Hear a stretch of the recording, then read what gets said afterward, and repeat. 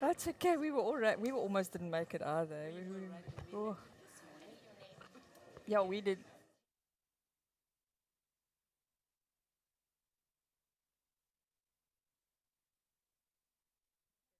Midnight, so we were only.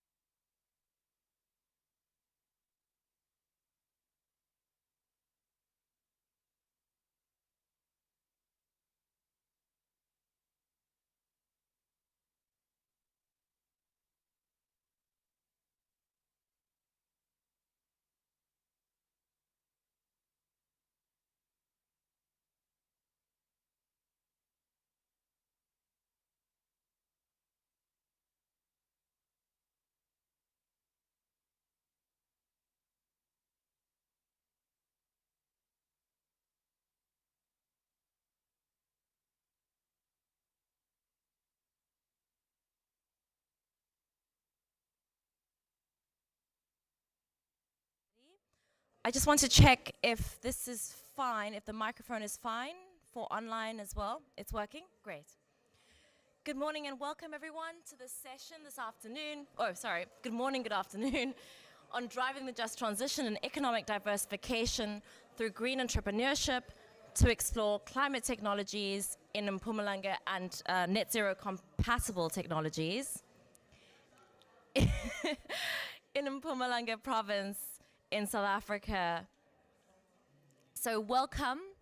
I am Lauren Hermanis. I work closely with many of the colleagues that we see on the panel here, and the province has a special place in my heart, as well as being at the center of South Africa's economy, at the center of South Africa's electricity system and coal value chain.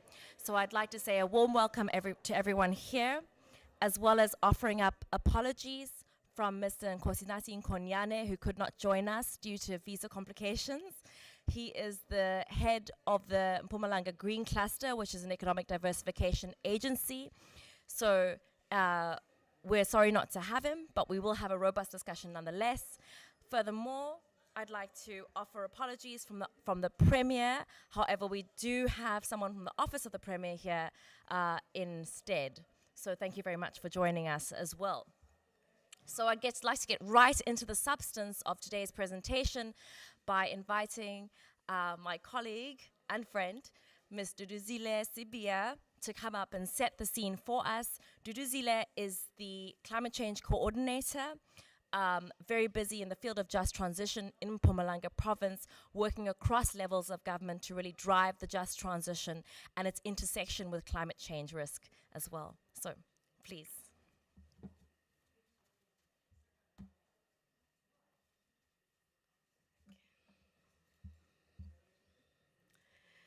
Good afternoon, everyone. And I'm Dudus Bia, coming from Department of Agriculture, Rural Development, Land and Environmental Affairs in Mpumalanga. As Lauren has indicated, I'm responsible for climate change and part of just transition. So I'll just make a short presentation, and then just like for those that have never been in Mpumalanga to understand where are we coming from and why are we here. If you check, basically everyone is talking about the just transition, and in South Africa it's been started since 2018. Everybody was talking about it, and as Mpumalanga we came to know about the just energy transition. And then after that, you could tell that South Africa is already on the run in indicating all the issues that we are facing in just transition. So if you check basically why we're so involved as Mpumalanga, we're triggered that when we are developing our climate change vulnerability assessment, and then in those scenarios, it was indicated that Mpumalanga is gonna be more hotter, basically on the temperatures. And because we have three regions, we have the low veld, the escarpment, and the high veld. So we have noted some lot of changes on the escarpment side. It's mostly cold, but now it's starting to be getting more hotter. So there's a winter rains that we are receiving that we have never happened before.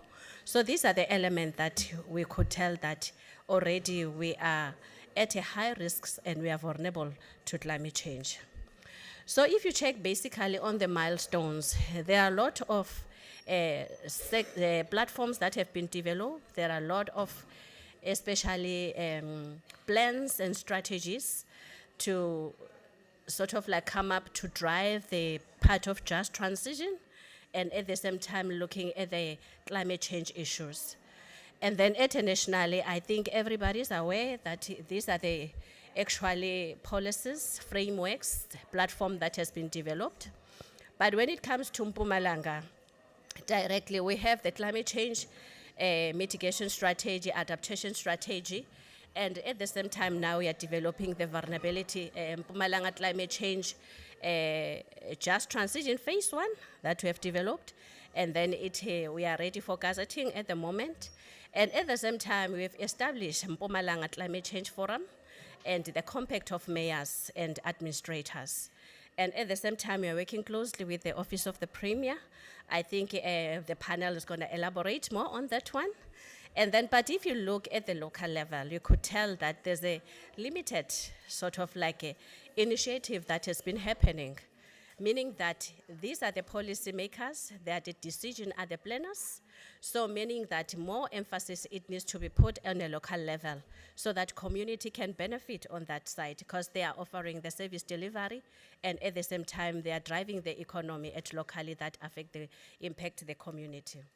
So the introduction basically in Mpumalanga, we are home of 11 power stations. One has been decommissioned now, the Komati power station. And at the same time, 85% of these coal mines are coming from Mpumalanga. And then 86% of electricity has been produced in Mpumalanga. At the same time, by 2030, we noted that in terms of the integrated resource plan, 8 of these power stations will be closed, will be decommissioned because like they are decommissioning for proper repurposing. So somehow you could tell the impact that if it's not being aligned very well and if it's not managed very well, how much impact is it gonna have? So on the quality side, equality and climate and GHG, you could see 50% of the South African greenhouse gas emission is coming from Mpumalanga of South Africa. And we have a lot of equality issues. And then at the same time on biodiversity, alone if you look at Nkangala district, we are only left with 40% of the biodiversity that we can tell.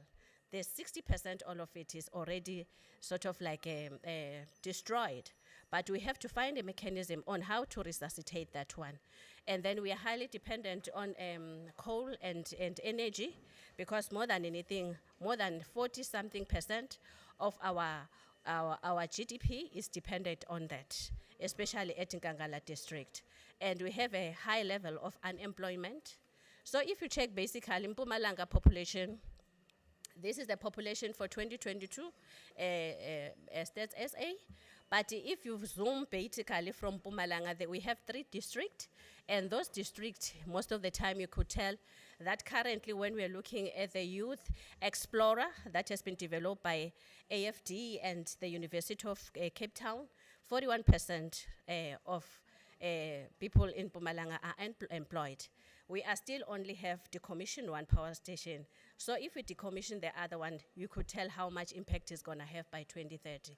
So it means that we have to move fast. So these are the documents that I've indicated. On our greenhouse inventory that we have developed, it shows that most of the emissions are coming from energy sector and industry and energy industries.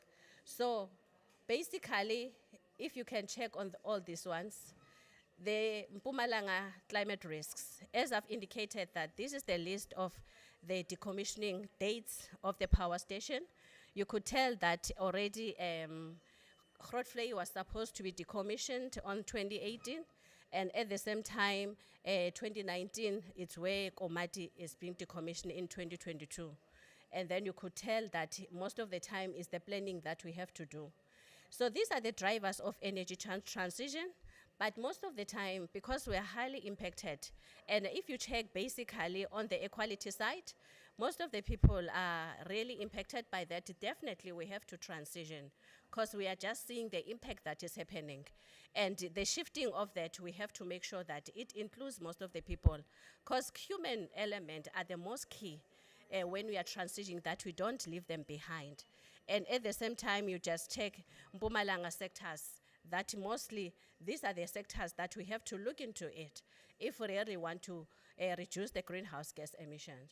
So these are the posing implement. But if you look at the economy, if you zoom in Emalahleni alone, 44% is highly dependent on coal.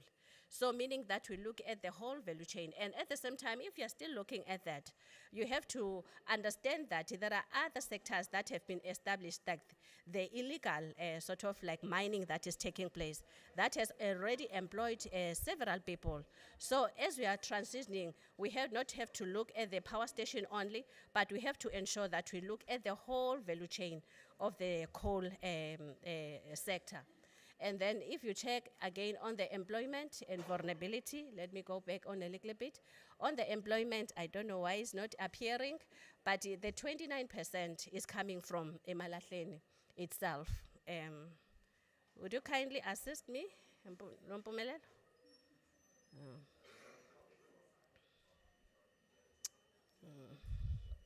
Okay, I can still continue talking, do this. The employment vulnerability, you can tell that it's very high, especially in the area of Msukalikwa and then Govan Mpeki, and together as Malahleni and Steve Chwete.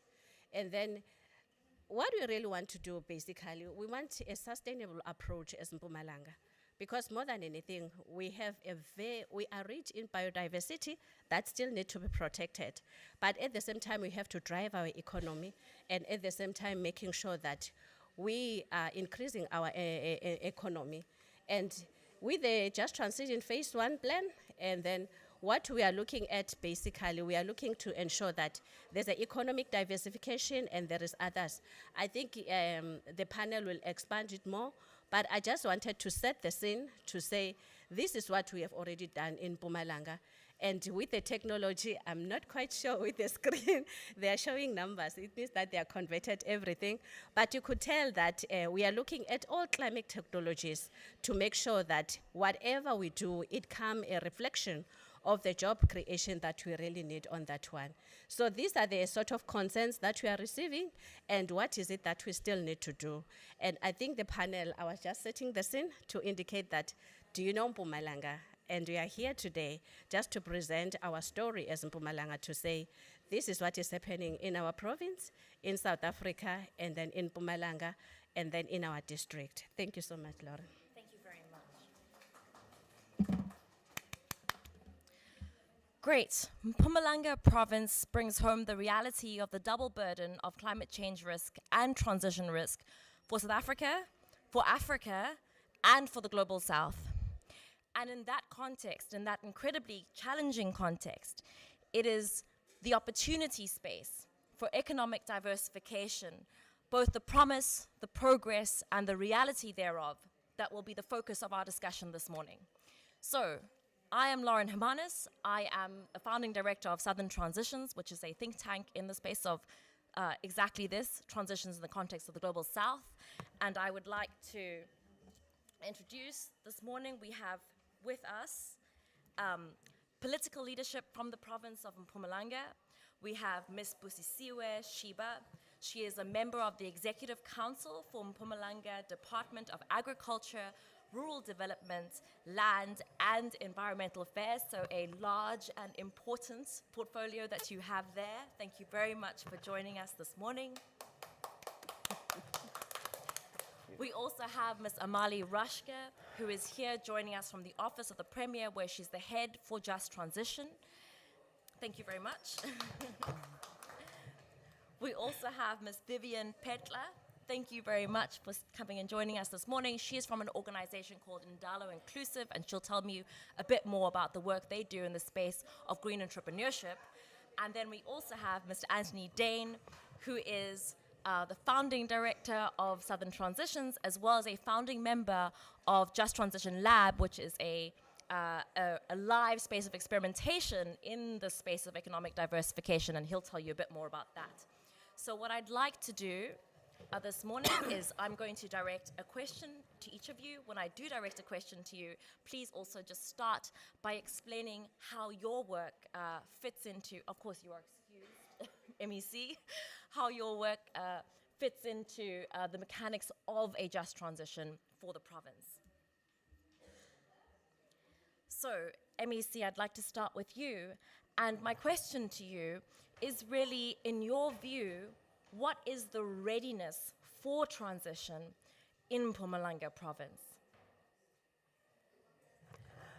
No, thank you very much, Lauren. Let me take this opportunity and greet you, as well as participants that are here. Provincially, as mentioned earlier on, that I'm leading the Department of Agriculture, Rural Development, Land and Environmental Affairs. The department is responsible for coordinating climate change, which include just transition, environmental protection, where we're looking at biodiversity, air quality, waste management, promoting good stewardship on land management in partnership with other departments. So it is key for the department to develop implementable policies and well understood by all sectors to effectively respond to climate change and driven just a transition.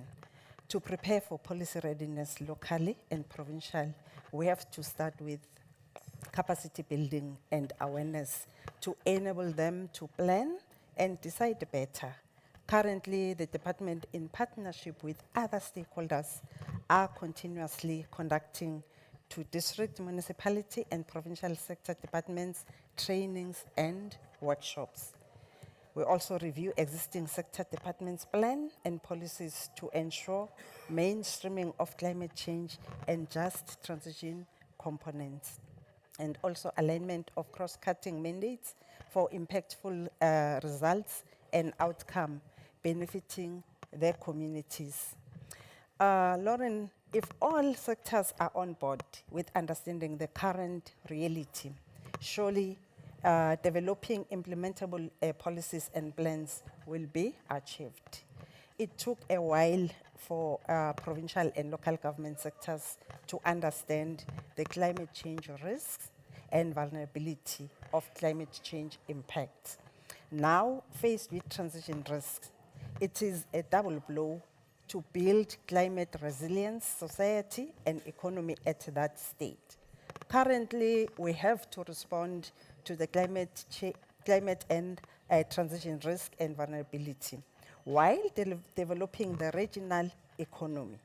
Policy readiness is mandatory to address unemployment, inequality, and poverty.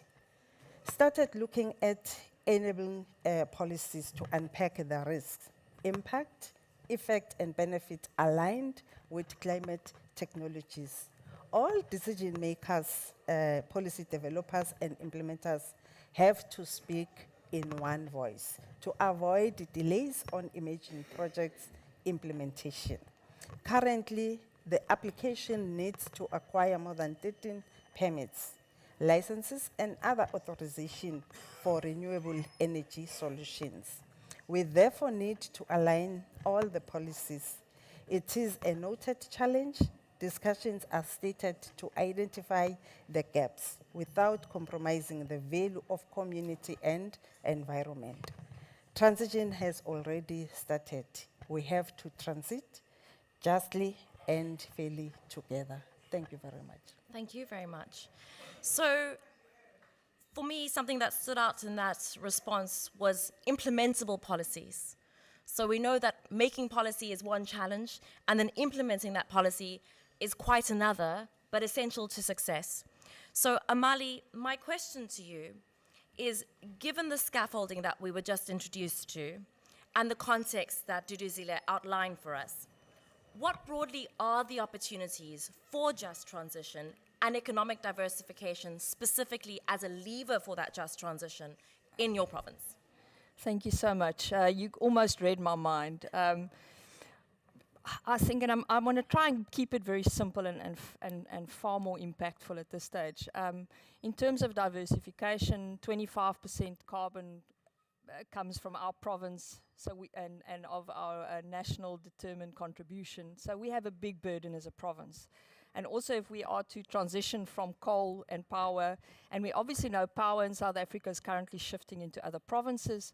We've got a 40% unemployment rate in some of our coal belt municipalities. We have a massive big challenge. So I think there's a lot of investment coming into the province now. We're looking at all of the funding on the IPG. But the biggest challenge is all of this is focusing on the big things. So just to take a step back, what is the function of the Office of the Premier? We're the center of coordination. So we need to look across everybody. So we're almost the enabler, we're the empowerer. So everything the MEC was discussing, we need to give her the environment to enable it. We need to give Eskom the environment to enable it. We need to give SASOL, we need to give business, we need to give communities and municipalities. So it's almost, I always say, in terms of specifically my role, we like the dating agency of just transition. So we find the projects, the policies, the resources, and the willing participants, and we bring them all together, and we create these coherent partnerships that we can hold hand in the transition. What we have found, and this is a challenge, and the MEC mentioned it, we've got all of these policies and strategies at this stage in terms of diversification, green economy, and I can give you a whole list of them. The problem with that is you know, we're almost at this stage in a spectator role. We're not playing the game. We're not full contact in the game and implementing yet, because we're in this constant cycle of planning, because the transition is happening so fast that we're almost still catching up with it.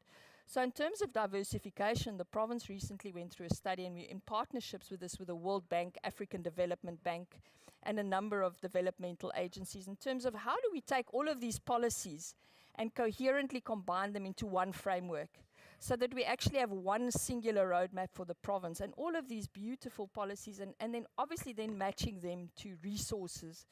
So in that regard, we're creating partnerships with a JET IP PMU in the presidency in terms of setting up strategic models and setting up working structures in the province in terms of when we get this funding, how do we implement it, how do we make it work? Because we also find that, for example, with the closure of coal mines and stuff, we're actually almost on the back foot.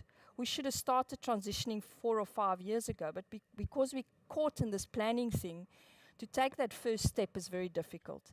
So this is where the Office of the Premier, and we're trying to play this now. We did a recent study in terms of opportunity. There's a lot of money and a lot of goodwill out there, and everybody's saying, here's money for this policy, let's do this study, we'll give you the strategic resource, we give you the specialist. There's no projects. So we're currently working with the African Development Bank at coordinating ACF, GIP, and a lot of CIF and a lot of partners. We've got ABSA Bank, I think, coming in, Harambee. We're working with Ndalo here in terms of saying, what do you bring, what do we bring? And we're all combining this into one larger pool. And we're looking at a whole lot of actual projects, actual implementable. We're starting small, and we're using this as building blocks. So as the Office of the Premier, we're coordinating this, and we're bringing all of the executing agencies in, and we're simplifying the structures in government in terms of how do we use this funding and how do we give it a better structure. So in terms of opportunity, and this is my last thing I want to say to you, is all of us are focusing on the formal economy. We're looking at the big projects. There's a 5 billion refinery, we're building this, we're building that. If 40% of the people in my province are unemployed, and we, by and large, a rural economy to a large extent, where's the real opportunity? It's in the informal economy. It is in building the communities, as Dudu said. And if I've got 10 million rand and I've got to build a factory, that's not going to be enough. But if I take 10 million rand into a community, I can create about 100 to 200 small entrepreneurs, fund their businesses, create incubators, and start from the ground up. I think this model is very successful in a lot of African countries, as we can see all over the continent. And it's something we need to start focusing on is our own people, our own entrepreneurs, our own ideas. So one of the challenges, which is a key focus for us, is how to use Indalo, Harambee, and all of these beautiful NGOs and institutions out there and create partnerships so that we can fund these small entrepreneurs, help them, assist them, and get them on the path so that they can create a business basis for all these big businesses to then come in. And I always say to somebody, and I said this to somebody the other day, if we can just have one small project, if it's a success, we'll have the rest coming. And that's the beauty of that. To get to from the space of enabling the economy to actually growing the economy from the ground up. So I am very excited about the composition of this panel because we have the scaffolding and then we have the seeds here. Those are mixed metaphors, but you know what I'm trying to say. It's been a long COP and it's only just begun. So I'd like to now hand over to you, Vivian, because there are really important concepts coming out here. It's about the difference between planning, cyclical planning, and planning for implementation. It's a very strong message coming out. Having the right capacities, having the right partnerships, breaking down silos. We know it's a cliche in development and development planning and policy, but it remains a persistent problem, right? And what I'd like to speak to you or ask you to speak to is specifically around these capacities for stepping into the just transition space and what it takes to drive entrepreneurship and a little bit about the work that Indalo Inclusive is doing to support that. Thank you so much. So my name is Vivian Petla, as they've already mentioned, and I'm from Indalo Inclusive South Africa, which is a not-for-profit company based in Pretoria. So our role really, I'm just going to start from your last question going up. Our role really is being the implementing partner, like the previous speaker has said, you know, in all the work that is being done in Mpumalanga around just transition.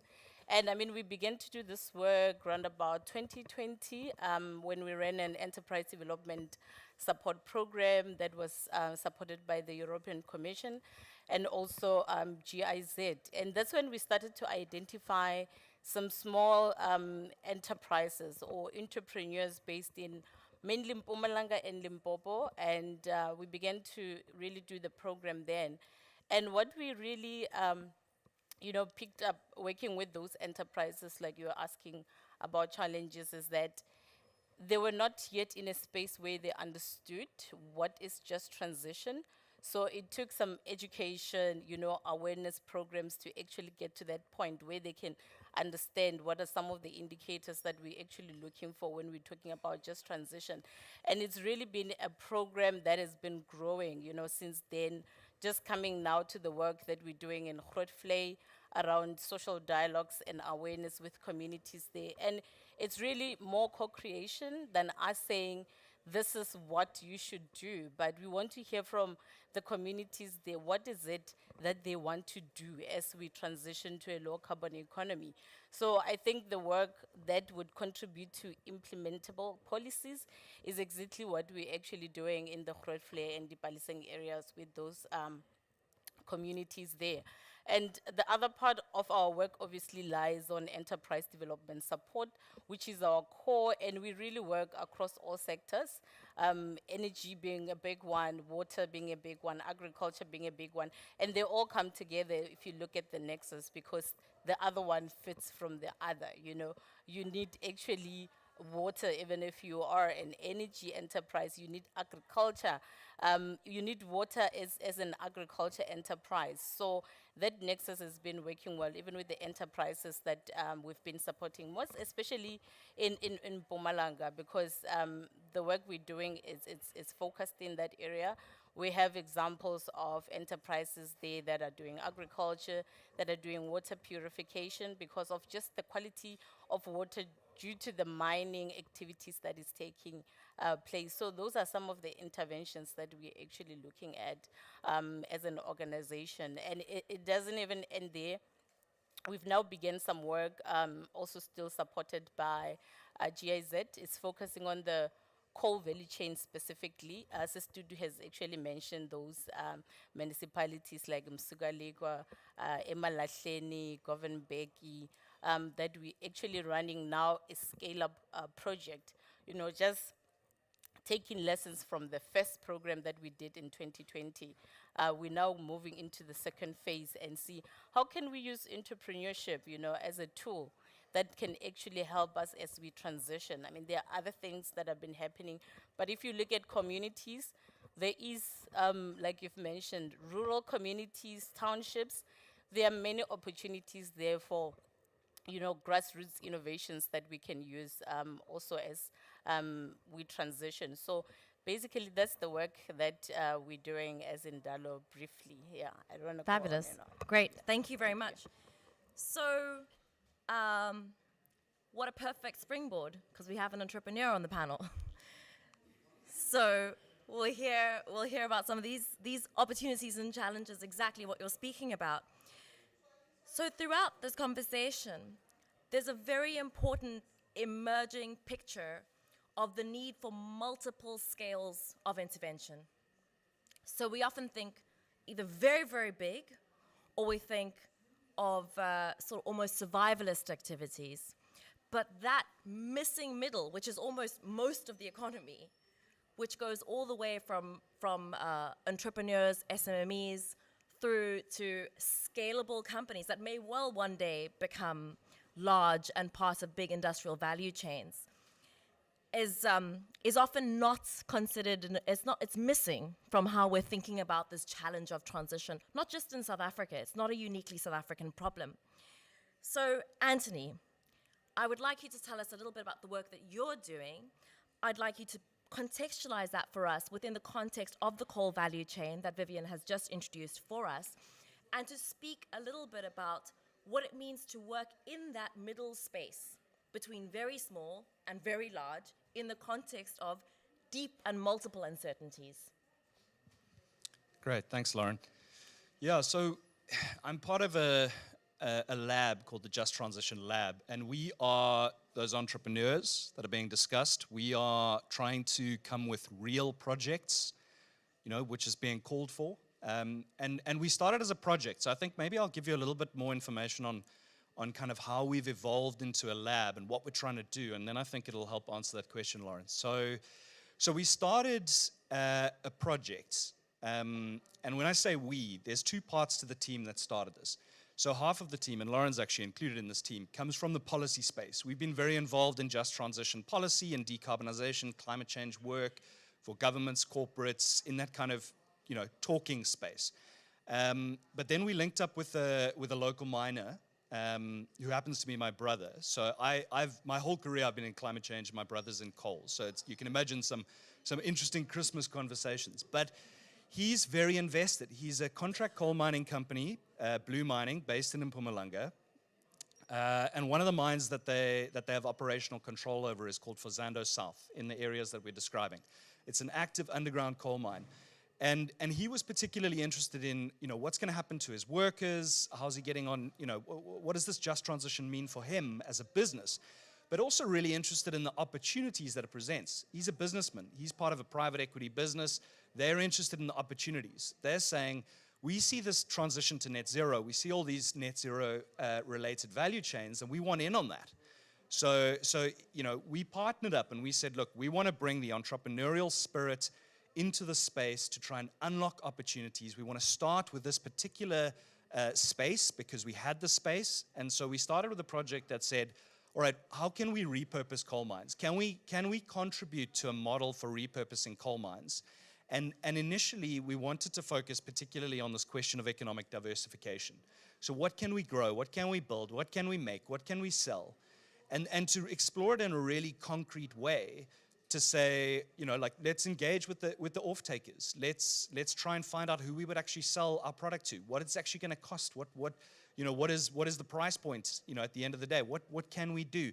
And the starting point was, how can we get viable businesses? So we positioned ourselves as commercial developers of just transition projects. And we wanted to say the starting point is a viable business. Once we've got a viable business, we can explore innovative options when it comes to different business models, community ownership. We can start exploring ways in which we can maximize the just transition attributes, hoping that that is something the market would want. And so we started this project very much in the space of transitioning out. How can we facilitate the transition out of fossil fuels? And we did some work, we got some funding, and we're in the process of putting an underground hydroponics plant into this mine to grow a range of leafy greens. I can go into the details on why it's underground, but it's part of us testing things and really engaging with off-takers. And I think what we've learned is, we've learned a few things. There's no one economic diversification option on its own that really sings. The economics are not optimal. So it becomes a bit complicated and complex to then bundle a few different economic options together. So we are going to have to do something in the net zero economy, carbon credits, something in the kind of low carbon regenerative agri space, something in the kind of bioenergy space, producing biofuels or various kind of products. And then in addition to bundling these things together, try and bundle a few different revenue streams together. So carbon credits, waste, gate fees, selling on something. And when we do that, it is possible, but it's hard. And it's hard in a context where you don't have a lot of skills and you don't have the enabling environment. And that's where we learned our other lesson, which is that a lot of the challenges to unlocking these opportunities are systemic. They're broader than just what's happening in Mpumalanga. So it's issues around, and some of these are systemic to the Global South more broadly. It's high costs of capital. We don't have markets that are willing to pay for green and just transition attributes. And often what we're producing is more expensive. And some of these other areas will have markets that are willing to pay, for those attributes. We don't. We went to our food retailers and we said, guys, will you pay for these things? It aligns with your strategy. They're like, I'm afraid not. Our consumers aren't willing to pay. So a lack of a market willing to pay. And then the third thing is we don't have the broad enabling environment. And it's coming. And I appreciate all these things. I'm joining the dating app. This is part of what's happening. But, we don't have, if we look at the states with the Inflation Reduction Act, that is a massive support system. And Global South, we don't have those kind of support systems. So I think what we realized in this process is we've got a role to play in terms of driving implementation on the ground that really tests what we can and can't do. But at the same time, we realize we've got real learnings that we can take into this broader space, which then overlaps with the other thing that Lauren mentioned, which is a think tank called Southern Transitions, where we are trying to get involved in spaces where we can try and unlock opportunities in these global value chains around net zero kind of opportunities. So we are optimistic because there are opportunities, and those opportunities can really drive positive outcomes in places like where we are working, but more broadly, and that's why our lab is now much broader than that. We're looking at electric vehicle manufacturing, we're looking at black soldier flies, hemp, biofuels, a range of different things. Great, thanks, Anthony. So I think it was wonderful that we got to go from policy all the way down to implementation, but then we hit back up against policy again. So I think the interconnection of planning and doing is undeniable. So with that, MEC, I'd like to just bounce back to you before also opening up for any questions or comments from the floor. And to ask you, what are some of the policies that are in place, and where is support really needed to address some of the issues that have been raised here? Thank you very much, Lauren. As Mpumalanga, we've developed the following policies in response to climate change. The first one is Mpumalanga Climate Change Adaptation Strategy.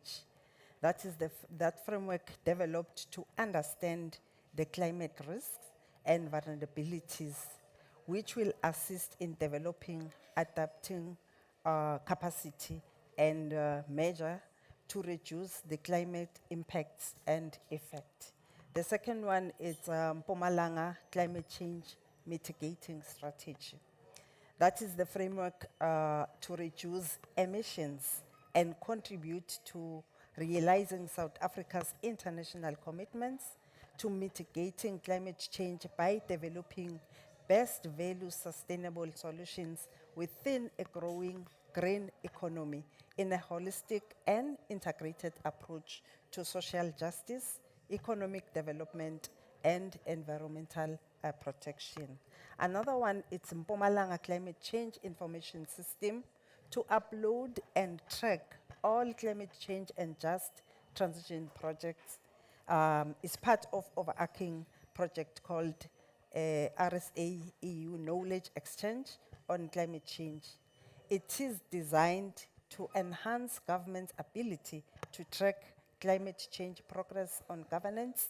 It is a portal to address risks, impacts, and vulnerabilities, as well as monitoring and evaluation. Another one is Mpumalanga Climate Change Forum and Compact of Mayors. That one was planned to build capacity, networking, and learning exchange on climate change, just transition, socio-ecological, and economic risk opportunities to access funding that is critical in collaboration with other actors and mainstream climate change and just transition to planning. And lastly, it's a just transition phase 1 plan. As per the National Just Transition Framework, we have to build resilience of our economy and our people through affordable, decentralized, diversely owned climate technologies and systems. Conservation of our natural resources, equitable access of our water resources, and sustainable, equitable, and inclusive land use for all, especially for the most vulnerable. The MP Just Transition Phase 1 plan is a framework that lay out a pathway to institutionalize just transition planning into provincial departments and local municipalities. By addressing key information and coordination, focusing on social dialogue, economic diversification, worker transition, and social protection and service delivery. So Mpumalanga province is the heartland of coal use.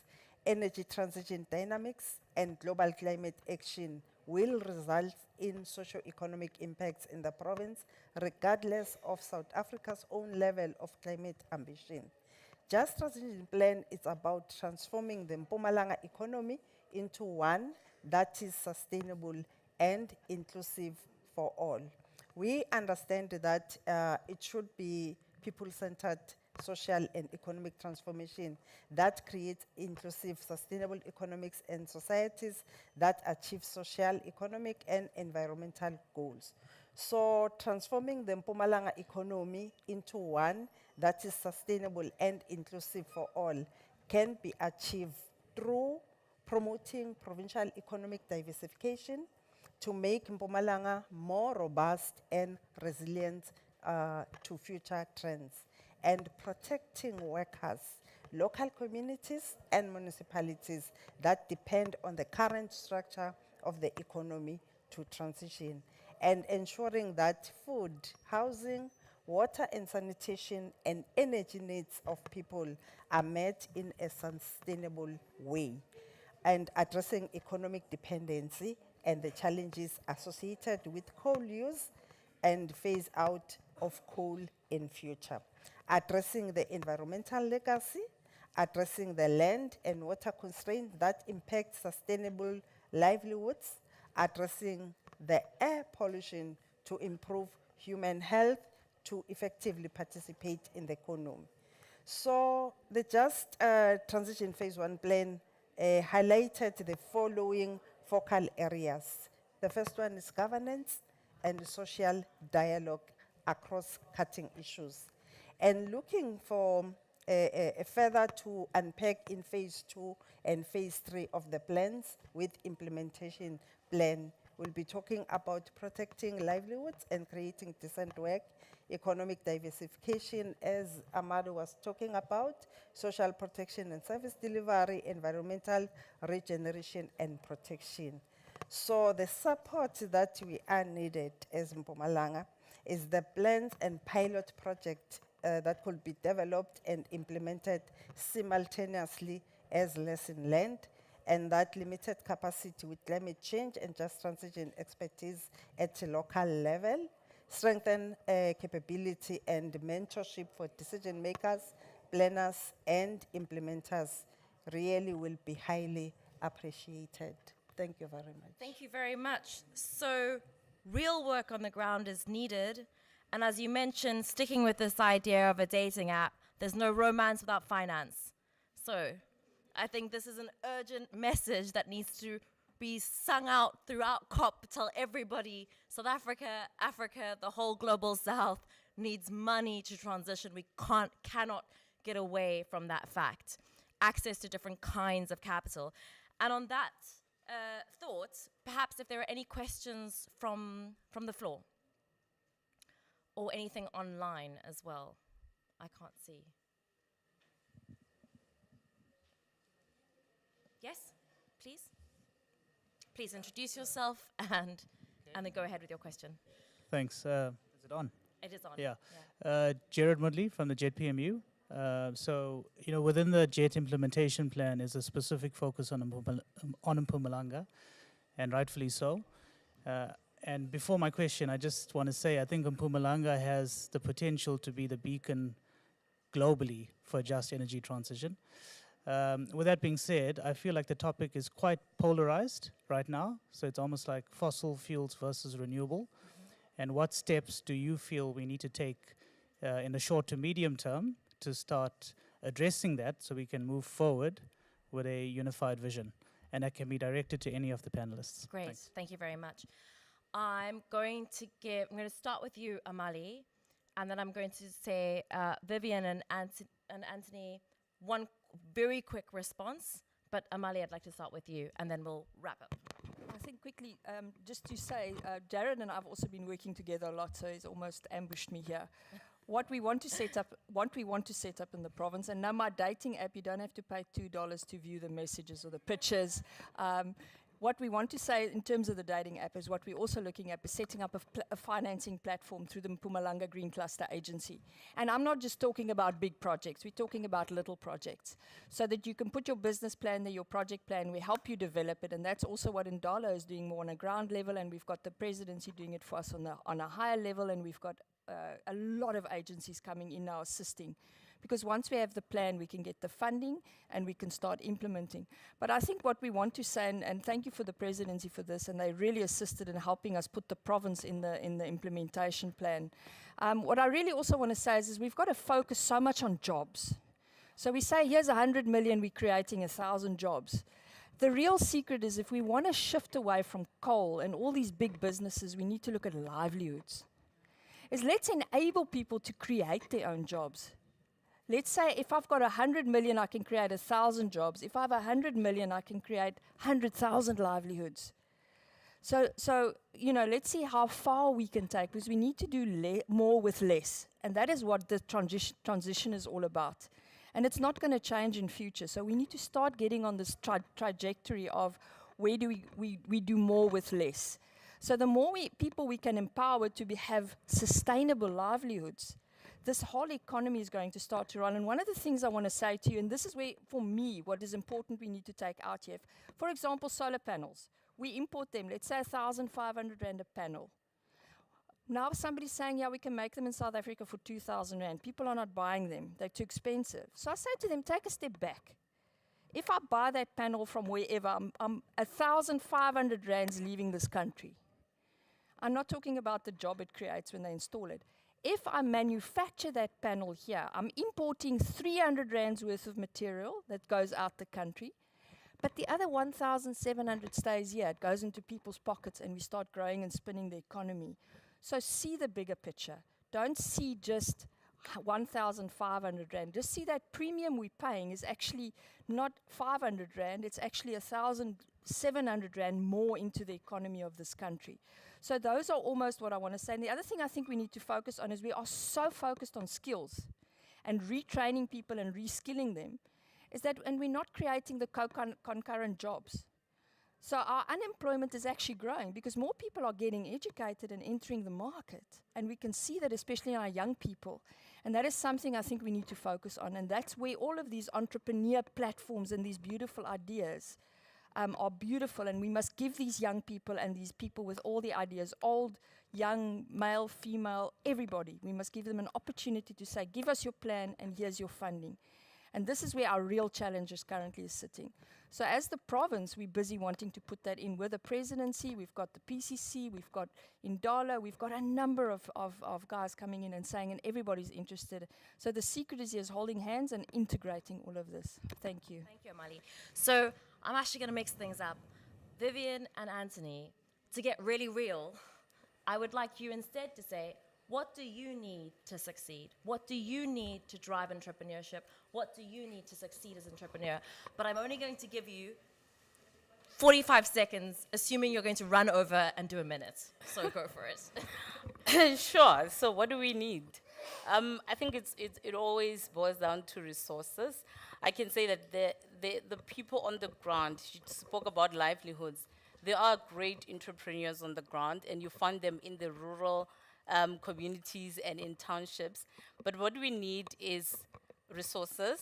And when I say resources, it's human resources, it's financial resources, it's skills for them to be able to actually build businesses that's going to feed the community, but not just them by themselves. So obviously finance is a big one, but there are other partnerships that can come on board to offer other support that we can offer, you know, based on the work that we do. So I think briefly I would say resources. We also need resources. So at two levels. At the project level, we need support to be able to do the complicated and complex work to pull these business cases together. And the reality is we can't go to commercial funding sources at this point in time, but that's our aim. So if we can get the business case, get the funding so that we can do that difficult, complex work, to get the business cases lined up, to get to the scale and the pipeline that's necessary to unlock private sector finance, then we can move. The other side of it is more macro. We need some of these systemic challenges to be addressed. We need to realize that we do have high costs of capital. We don't have markets willing to pay.